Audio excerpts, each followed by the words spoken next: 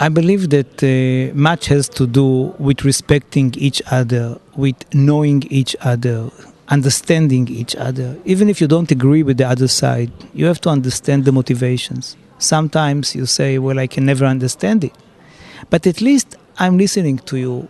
I know what you think. I can try to convince you. And I have the culture of respecting your views, even if I cannot accept them. Now, I must admit, it is much easier to have this reconciliation process once we have peace with the other side, rather than before we have it. Because before you have peace, there is always this feeling of winning the argument.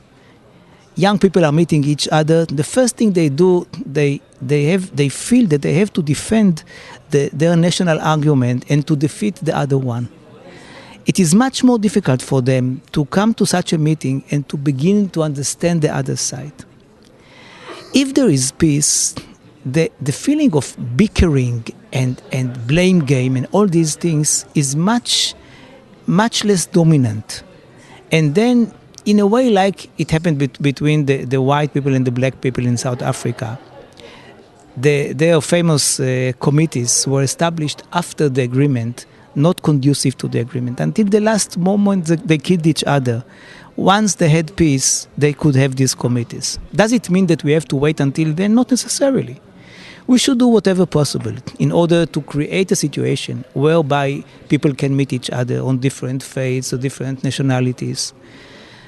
The main result of all these meetings is that they understand that the other side is human, of course, because in all the international conflicts, one of the most important components is the portrayal of the other side as inhuman. Because only if the other side is inhuman, it is easy to say we should destroy them, we should kill them. If you know these people and you know that they are human like yourself, it is much more difficult to say this nonsense.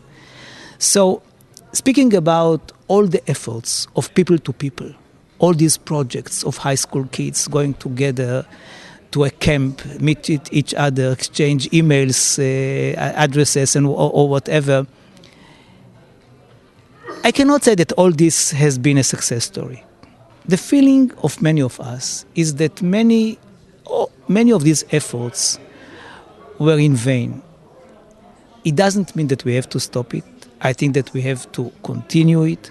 We have to make peace and to remember, once we have peace, it's not over.